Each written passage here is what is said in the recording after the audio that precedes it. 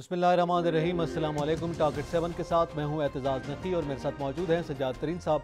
नाज़रीन, जिक्र करेंगे आज ओवरसीज़ कन्वेंशन से गुफ्तगू की है वज़ीर आज़म पाकिस्तान इमरान खान ने, और उन्होंने ज़ाहिर है जो मौजूदा बिलखुसूस सियासी सूरत हाल है उसका भी हवाला दिया, अपनी मुआशी पॉलिसियों का भी हवाला दिया। और ओवरसीज़ पाकिस्तानीज़ अगर मुल्क में ना सिर्फ वो कह रहे हैं कि रेमिटेंसेस भेजें, बल्कि अगर यहाँ पर कोई वो बिज़नेस करना चाहते हैं, इन्वेस्टमेंट करना चाहते हैं, तो उसके लिए कुछ रियायती पैकेज का भी उन्होंने बताया। तो एक तो इसका जिक्र करेंगे, फिर जो सियासी सूरत हाल है उस पर भी वज़ीर आज़म ने गुफ्तगू की है, कॉमेंट किए है।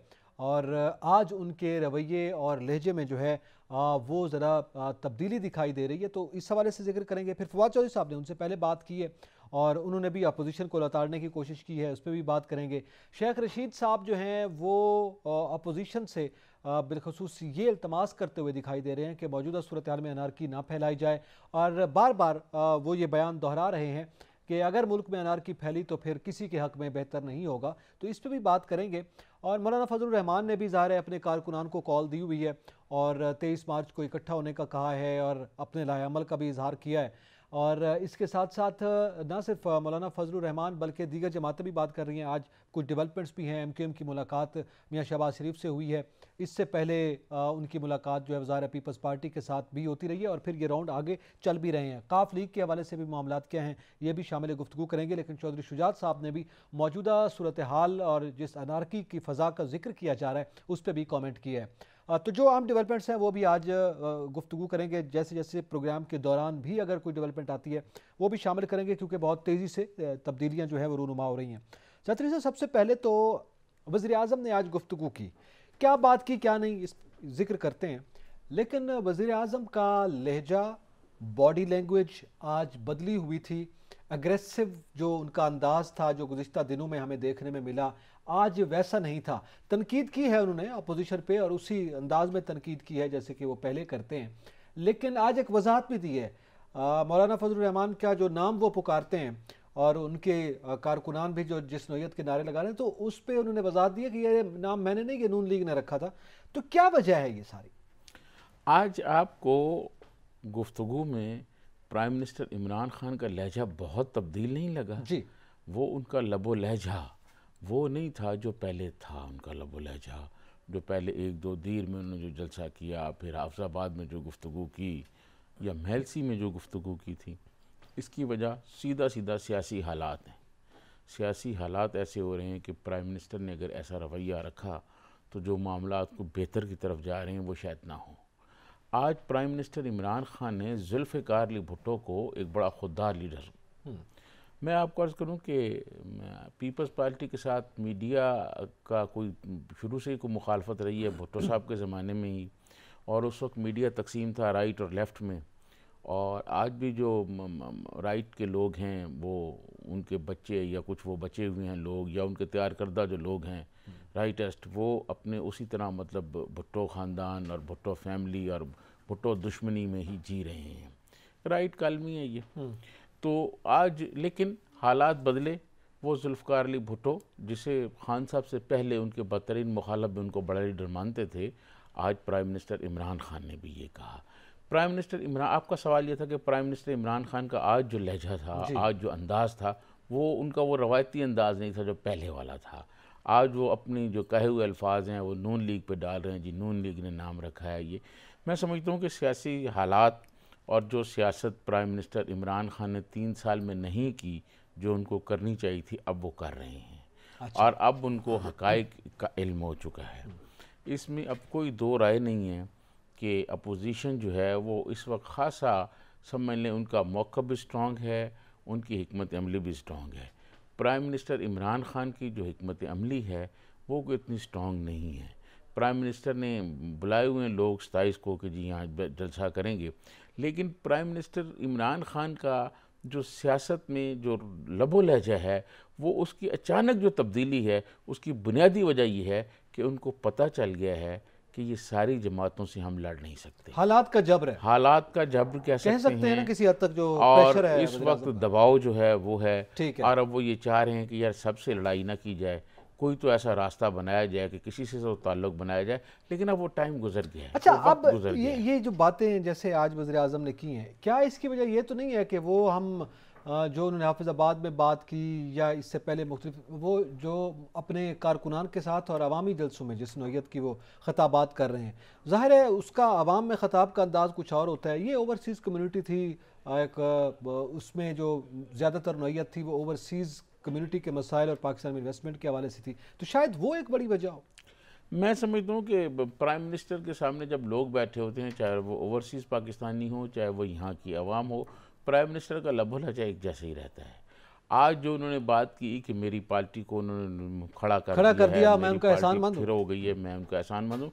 ये अब पार्टी का खड़ा होना, ये सारी बातें प्राइम मिनिस्टर अपनी हद तक कर सकते हैं, ठीक है, लेकिन बात यह है कि जो प्राइम मिनिस्टर इमरान खान आज जलसे कर रहे हैं, क्या मोहतरमा मरीम नवाज़ इससे बड़े जलसे नहीं करती रही? पिछले इंतखाबी मुहिम में, आम इंतखाबात से पहले मोहतरमा इससे बड़े जलसे करती रही हैं मोहतरमा मरीम नवाज़ साहबा।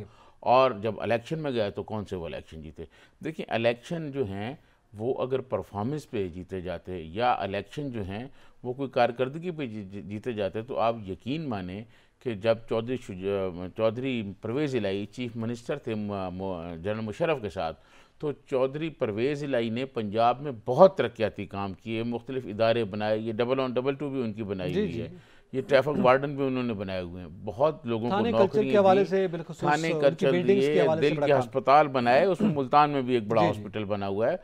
तो ये उन्होंने तरक्याती काम तो बहुत किए, लेकिन वो जीत नहीं सके। आवाम जो है वो लोगों को ये देखती है कि कौन आदमी कितनी बुनियादी ज़रूरियात का है, बुनियादी ज़रूरियात, उस वक्त भी आटे का बहरान यही जो है, और उनकी पॉलिसियाँ क्या हैं, पॉलिसियाँ क्या हैं।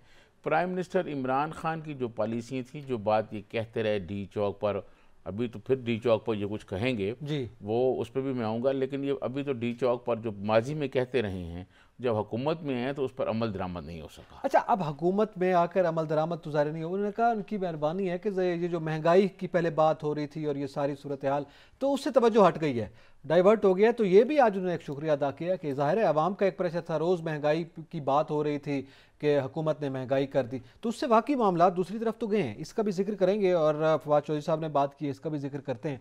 नाज़रीन, यहाँ पे वक्त तो एक ब्रेक का, हमारे साथ रहिएगा।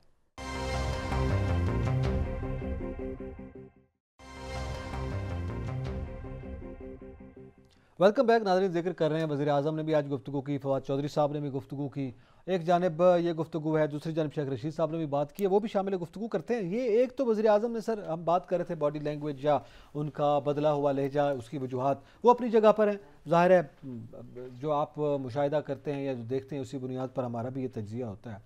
लेकिन ये जो 10 लाख लोगों की वो बात बार बार कर रहे हैं, आपको पता है फवाद चौधरी साहब ने भी कहा है कि जो गुजरेगा उनके समंदर से पहले, वो गुज़िश्ता रोज़ कियानी साहब ने बात की है, उन्होंने कहा है कि जो जाएगा इमरान खान के ख़िलाफ़ वोट देगा, फिर देखते हैं वो वापस कैसे जाता है। तो ये इस नौयत की जो बातें चल रही हैं, जो बयानात हैं, ये 10 लाख लोग जमा हो जाएंगे, उसके बाद वज़ीर आज़म के पास ज़ाहिर है असम्बली तहलील का तो खैर है नहीं, वो तो जब तहरीक अदम एतमाद जमा हो जाए, क्या बाकी ऑप्शंस हैं, क्या ये सोच रहे हैं, कौन सा वो पत्ता है, तुरब का पत्ता है जो उन्होंने सीने से लगा रखा है? कल भी हमने ये बात की कि प्राइम मिनिस्टर के पास जो कौमी असम्बली तोड़ने की आपने बात की ना, वो ऑप्शन उस वक्त था जब तक तहरीक अदम एतमाद जमा नहीं होती। तहरीक अदम एतमाद जब जमा हो जाए उसके बाद प्राइम मिनिस्टर के पास ये ऑप्शन नहीं रहता कि वो कौमी असम्बली तोड़ने का ऐलान करें। अब प्राइम मिनिस्टर जो इतना बड़ा लोग बुला रहे हैं, और क्या प्राइम मिनिस्टर के पास दो ही ऑप्शन हैं। एक ऑप्शन ये है कि प्राइम मिनिस्टर इमरान खान ये कहे कि आज मैं आपको बता रहा हूँ कि इतने लोग मेरे पास हैं और ये मेरे साथ खड़े हुए हैं स्टेज पर, और ये 172 से ज़्यादा हैं और ये मेरे हमायती हैं और अदम एतमाद हम जीत गए हैं। अच्छा, ठीक है, जो प्राइम मिनिस्टर के साथ लोग हैं वो उनको स्टेज पे यानी आवाम के बुनियाद पर वो कहेंगे, ये कैसे, ये क्या पॉसिबल है सर? अपनी पार्लिमानी पार्टी को तो ला सकते हैं ना वो, कि सारी पार्लिमानी पार्टी आ जाए, मीडिया को दिखाएं, आवाम को दिखाएं कि ये लोग हमारे साथ हैं जी, 172 से ज़्यादा हैं। नहीं तो अदम एतमाद के लिए तो 172 मैं अर्ज करूँ ना कि प्राइम मिनिस्टर ने मीडिया के सामने अपनी अक्सरियत साबित कर दें। अच्छा, कि जी ये मेरी अक्सरियत है। अच्छा, ये अपोजिशन कहाँ से लाएंगे बंदे? ठीक है, ये पूरी पार्लिमानी मतलब जो इत्तेहादी जमातें भी हैं, ये इत्तेहादी भी बैठे हुए हैं, पूरी पार्लिमानी, ये सारे मेरे साथ हैं, तो ले आइए अदम एतमाद। ठीक है, एक जब मीडिया के सामने वो सारे लोग आ जाएंगे और इत्तेहादी कहेंगे हम वोट इसको दे रहे हैं, तो पूरी दुनिया को पता चल जाएगा। एक ऑप्शन प्राइम मिनिस्टर के पास और है, वो प्राइम मिनिस्टर के पास ऑप्शन है इस्तीफ़ा देने का। बस आखिरी ऑप्शन उनके पास है कि वो उस जलसे में खिताब करें एक भरपूर खिताब करें और उसके बाद अपने रिज़ाइन का ऐलान कर दें।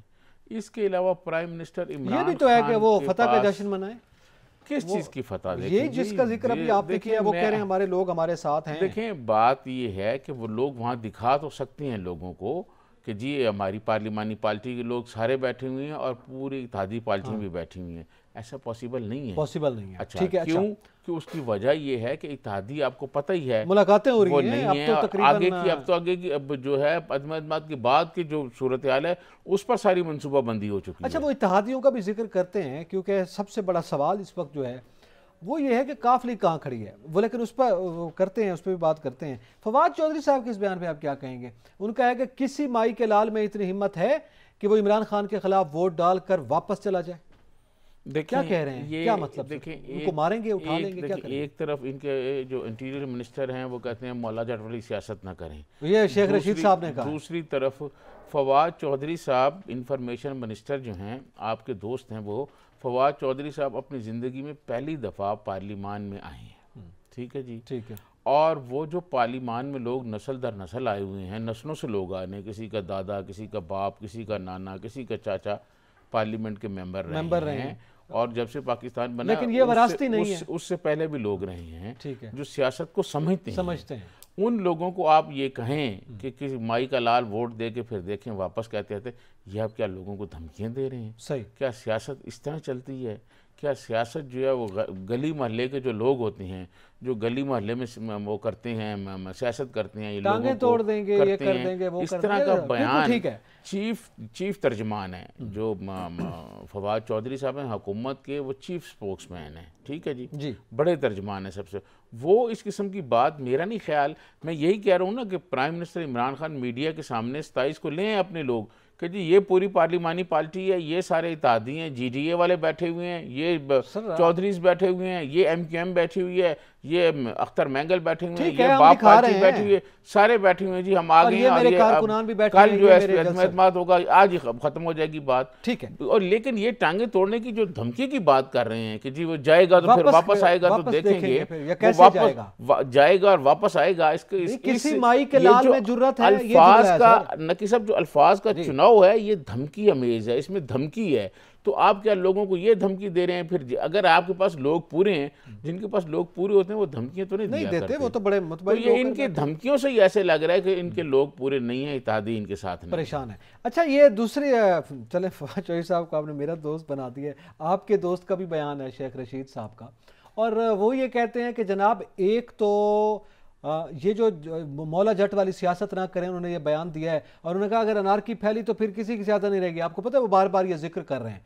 सवाल ये है, ये मौला जट की बात वो मौलाना का जवाब दे रहे हैं, वो फवाद चौधरी साहब को कुछ नहीं कह रहे। देखें, बात वो कह रहे हैं, लेकिन मौलाना फजलुर रहमान साहब ने तो ऐसी कोई बात नहीं की ना, मौलाना टांगे काट देंगे, ऐसे उन्होंने मौलाना ने तो ये कहा कि अगर ठीक है, डंडे का जवाब डंडे से और पत्थर का जवाब पत्थर से। देखें, बात ये अपोजिशन और हुकूमत के दरमियान जो तलखी पैदा हो चुकी है, क्या वो ऐसा तो नहीं हो सकता कि आप तल्ख बातें करें तो मौलाना को फूल पेश करेंगे आपको? बिल्कुल सही, ऐसा तो नहीं हो सकता ना।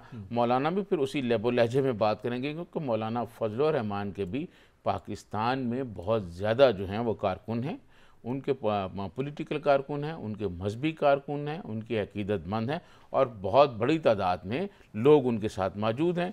वो बड़े बड़े धरने करते हैं, बड़े बड़े जलसे करते हैं। तो मौलाना जो है वो पॉलिटिक्स को बहुत बेहतर समझते हैं। मौलाना पहले भी कह चुके हैं ना कि हमारे डंडे जो हैं वो तेल में हैं, तो रखे हुए हैं और फिर हम भी जवाब देंगे। तो जाहिर है वो फिर इस नौयत के बयानात तो चल रहे हैं ना, धमकी आमेज बयान इधर से जाता है, फिर रिएक्शन उधर से भी आता है। लेकिन बतौर वज़ीर दाखिला शेख रशीद साहब जो हैं वो सिक्योरिटी के हवाले से बार बार तब्दील कर रहे हैं। तो एक जानिब जवाब तो अपोजिशन को दे रहे हैं, लेकिन ज़ाहिर है बिटवीन द लाइन्स हुकूमती वज़रा को भी कहा जा रहा है। अब आपने देखा है शेख रशीद साहब ने कई दिनों से वो बात नहीं कर रहे कि सर पे हाथ है और हाथ नहीं है जी। अच्छा, उनका भी लहजा बदला हुआ है वज़ीर आज़म के बाद। चलें इस पर भी बात करते हैं। उन्होंने तो मुज़ाकरात की भी एक दफ़ा बात की है। यहाँ पे वक्त तो एक ब्रेक का, हमारे साथ रहिएगा।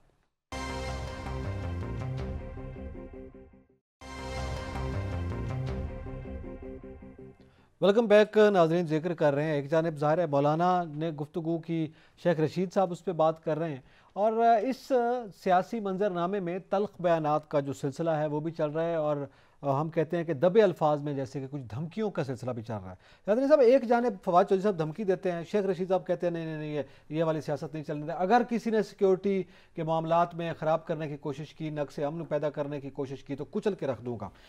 वो अपनी तरफ से कहते हैं कि कोई माई का लाल वापस नहीं आएगा, उनकी वहाँ पे टांगें तोड़ दी जाएंगी। यहाँ पे अगर ये जवाब देते हैं तो वो कहते हैं हम कुचल के रख देंगे। ये सियासत क्या रंग लाएगी? इस पे मैं साथ ही ये सवाल रख दूँ, चौधरी शुजात साहब ने आज एक और बयान भी दिया है। उन्होंने कहा कि जनाब ये जो सूरत हाल पैदा हुई है ये मुल्क के लिए अच्छी नहीं है, ऐसा नहीं होना चाहिए। अच्छा, ये जो वज़ीर दाखिला है ना, पाकिस्तान में बड़े बड़े वज़ीर दाखिला रहे हैं, जनरल नसीरुल्लाह बाबर रहे हैं, चौधरी एतजाज़ रहे हैं, चौधरी निसार अली ख़ान रहे हैं, ख़ुद मरूम रहमान मलिक साहब रहे हैं। तो ये जो चौधरी आए हैं ना, अपना शेख रशीद साहब वज़ारत दाखिला पे, ये जब भी पॉलिटिकल कारकुनों को कोई बयान देना हो, कोई धमकी लगानी हो, कोई डराना हो, तो बार बार प्रेस कॉन्फ्रेंसें करते हैं। उस दिन इन्होंने क्यों बात नहीं की जब एक मजहबी तंजीम से इनका फड्डा हो गया, तो फिर वो जब लेके आए धरना, तो उस वक्त इन्होंने ये बयान कुचल देने वाले क्यों नहीं कहे? कमज़ोर पार्टियों पर, सियासी पार्टियों पर शेख रशीद साहब बहुत चढ़ दौड़ते हैं, ठीक है जी, कि हम ये कर देंगे, हम वो कर देंगे, हम छोड़ेंगे नहीं, हम इस तरह सियासत नहीं होती। नहीं, अब तो वो थोड़ा सा उन्होंने उनका जो झुकाव आया, वो कहते हैं तरीक़त एतमाद आपका आईनी हक है, वो पुरअमन तरीके से होनी चाहिए। शेख साहब और बात करते हैं, फवाद चौधरी साहब जो है ना वो धमकियां लगा रहे हैं कि पता नहीं तरीके एतमाद में जो वोटर जाएगा फिर कैसे होगा। शेख रशीद साहब, स्पीकर साहब और बात कर रहे हैं, शाह महमूद कुरैशी साहब और बात कर रहे हैं। शेख रशीद साहब जो हैं वो 15 वज़ारतें कहते हैं मैं रह चुका हूँ, और अपने आप को कहते हैं कि मैं पार्लियामेंट का सबसे सीनियर मेंबर हूँ। शुक्र है वो ये नहीं कहते थे कि मैं पार्लियामेंट का मेंबर हूँ जो कभी इलेक्शन नहीं हारा। पार्लियामेंट में एक ही आदमी थे जिन्होंने अपनी ज़िंदगी का कोई इलेक्शन नहीं हारा, जो भी इलेक्शन लड़ा जीता, वो मखदूम अमीन फ़हीम थे। उनके बाद चौधरी निसार अली ख़ान इलेक्शन हारे हैं, वो भी बहुत दफ़ा जीते हैं, लेकिन एक दो दफ़ा वो हार गए हैं दरमियान में। मखदूम अमीन फ़हीम साहब वाहिद शख्सियत ऐसे थे जिन्होंने अपनी ज़िंदगी में कोई इलेक्शन हारा नहीं था। अच्छा, वो लेकिन वो अपने आप को, अब वो जब मखदूम साहब जिंदा भी थे तो कहते थे कि एक मखदूम अमीन फ़हीम सीनियर है और एक मैं सीनियर हूँ, जबकि मखदूम अमीन फ़हीम तो 70 वाली असम्बली, जो 71 वाली असम्बली थी 70 वाली, उसमें के भी वो मेंबर थे। अच्छा, मखदूम साहब तो उसके बाद मुसलसल वो इलेक्शन जीतते आए। सिर्फ 1985 का इलेक्शन जब पीपल्स पार्टी ने बाइकाट किया था MRD ने, तो उसमें वो इलेक्शन लड़ा ही नहीं था, तो उन्होंने भी नहीं लड़ा था, वरना वो सब इलेक्शन जीतने आए। शेख रशीद साहब जो हैं, जो बातें कर रहे हैं, उसका जवाब जो आपने बात की चौधरी शुजात साहब ने दिया है कि तामुल से बात करें, तामुल से, ये जो माज़ाराई है ये किसी के फ़ायदे में नहीं है। देखें, शेख रशीद साहब भी एक तरफ कहते हैं कि जी ये होना चाहिए, दूसरी तरफ कहते हैं जी किसी के हाथ कुछ नहीं आएगा, हमने तो 4 साल गुजार लिए हैं, हमने तो 4 साल गुजार लिए हैं। क्या मतलब आप ये कहते हैं कि जी हम तो किसी के हाथ कुछ नहीं आएगा और क्या होगा? क्या आप ये कहना चाहते हैं कि कुछ होने वाला है इस मुल्क में, कोई गैर आईनी इक़दाम होने वाला है? आखिर ऐसी क्या बात है? मौलाना ने कहा हमने लाठियां भिगोई हुई हैं, मैं उनको जेब नहीं देता। तो क्या ये जो सियासतदान है ना हमारे, ये बहुत सीनियर लोग हैं, बहुत अरसे से ये सियासत कर रहे हैं और ये चीज़ों को समझते हैं। अगर इनको बिठा दिया जाए, आप यकीन माने कि कोई भी मुतनाज़ा मसला आप इनको दे दें, ये हल कर लेंगे। देखें, ये वही सियासतदान है ना जो आपस में लड़ रहे थे। शहबाज शरीफ क्या कुछ जरदारी साहब के बारे में नहीं कहते थे और क्या कुछ पीपल्स पार्टी वाले उनके बारे में नहीं कहते थे, अब सब इकट्ठे हो गए हैं ना। तो सियासतदानों को आप खुला छोड़ दें, सियासतदानों को आप अपना काम करने दें, ये हर मसले का हल निकाल लेंगे, ये हर चीज़ का जो है ना कोई जो भी होगा हल निकाल के कौम के सामने रख देंगे। लेकिन ये इस तरह के जी आएंगे और वो भी आ जाएंगे। अब देखें, प्राइम मिनिस्टर इमरान खान 10 लाख लोग ले हैं, चलो अपोजिशन 10 लाख नहीं लाएगी, लाख ही ले आएगी, एक तसादम की सूरत हाल है। क्या कैपिटल जो है यहाँ, मतलब मुख्तलिफ सफारत खाने हैं, सफारतकार मौजूद हैं, क्या हम ये बात अफोर्ड कर सकते हैं कि हमारे जो वफाकी दारुल हुकूमत है हमारा, इसमें अवाम आपस में लड़ रहे हों और दरमियान में सिक्योरिटी फोर्सेस जो हैं, वो रेंजर्स हो या FC हो या पुलिस हो, वो भी दरमियान में जो है ना उनसे तसादम कर रही हो? तो फिर आप मुझे ये बताएं कि क्या पाकिस्तान जो है ये बात, इस बात को हम बर्दाश्त कर सकते हैं? अच्छा, ये कि हमारे इस मुल्क में ऐसा हो और दारुल हुकूमत में हो? ऐसा नहीं होना चाहिए। और मैं समझता प्राइम मिनिस्टर को भी अपनी, जैसे आज उनका लबो लहजा बहुत तब्दील था और ओवरसीज़ पाकिस्तानी के सामने, क्योंकि वो बहुत सारे ओवरसीज़ के पाकिस्तानी के सामने उन्होंने भुट्टो की तारीफ इसलिए कि लोग जानते हैं कि जुल्फ़िकार अली भुट्टो ने पाकिस्तान के लिए क्या किया और जुल्फ़िकार अली भुट्टो ने मतलब इस मुल्क के गरीब अवाम के लिए क्या किया है, तो वो जानते हैं। इसलिए थोड़ा सा उन्होंने वो भी बात की। बात यह है कि प्राइम मिनिस्टर को भी नज़रसानी करनी चाहिए, अपने लोग पार्लियामेंट के अंदर लेके आने चाहिए, पार्लियामेंट के अंदर लोग लेके आए, वहाँ आप पूरे कर लें। मोहतरमा बेनज़ीर भुट्टो के खिलाफ, जब मोहतरमा बेनज़ीर भुट्टो के खिलाफ अदम एतमाद आई तो कौन सा उन्होंने जुलूस निकाला था, कौन सा लोग पार्लियामेंट के अंदर आए वो, और वो लोग पूरे नहीं थे अपोजिशन के पास, तो मोहतरमा कामयाब हो गए। अगर वोट ऑफ नो कॉन्फिडेंस हो रहा है तो वो फिर पार्लियामेंट के अंदर। चौधरी शुजात साहब ने बहुत अच्छा मशवरा दिया, टाइम बिल्कुल खत्म उन्होंने है। चौधरी साहब ने बहुत अच्छा मशवरा दिया। मैं कोर कमांडर मीटिंग्स पे भी बात करना चाह रहा था, लेकिन टाइम की कमी की वजह से नहीं हो सकी। मैं इसलिए आपसे सवाल करना चाह रहा था। चौधरी शुजात साहब ने जो बयान दिया है, मैं समझता हूँ उन्होंने ये ठीक दिया है कि ये जो माजर आई है ये किसी के मफाद में नहीं है। लेकिन सर चौधरी साहब खड़े कहाँ हैं? मेरा सवाल एक जाते जाते जवाब दे दें, ये तो बयान तो बड़े अच्छे दे रहे हैं, वो खड़े कहाँ हैं? किसके साथ हैं? एक अजीब सी कंफ्यूजन है। चौधरी साहब जो हैं उनका एक बहुत अहम रहनुमा है जिसका ताल्लुक हमारे जनूबी पंजाब से है। रात उसने बताया है कि हमने फैसला कर लिया है, बस अब सिर्फ उसका ऐलान है। तो मैंने कहा जी ऐलान तो अब हुकूमत के साथ तो आप पहले ही हैं, हाँ। तो क्या आपको ऐलान करने की फिर क्या ज़रूरत है? उसने कहा नहीं, हमने ऐलान करना है और वो जो ऐलान करेंगे सबको हैरत में डाल देंगे। ये उनके एग्जैक्ट जुमले थे। अच्छा। और हैरत के डालने से फिर मैंने अज्यूम किया है कि चौधरी साहब जो हैं अपने फैसले में कोई तब्दीली ला सकते हैं। नहीं, ये हैरान कर देना तो देखो, हैरान तो उस वक्त होगा ना कि जो एक्सपेक्टेड फैसले हैं वो ना हो, तब हैरान। तो इस वक्त अपोजिशन में भी जा सकते हैं या हुकूमत में, इनके अलावा तीसरी कोई बात हो तो वो हैरान कर सकते हैं। मैं समझता हूँ कि चौधरी साहब हुकूमत के साथ तो हैं ही है ना जी, तो हैरान तो उसी वक्त कर देंगे कि जब वो कहेंगे हम नहीं है। चलें ठीक है सर, प्रोग्राम का वक्त भी खत्म हुआ है, अंदर रोज़ भी इस पर बात होती रहेगी। इसी के साथ ही एतजाज़ नकी और सजात तरीन को इजाज़त दीजिए। अल्लाह हाफ़िज़।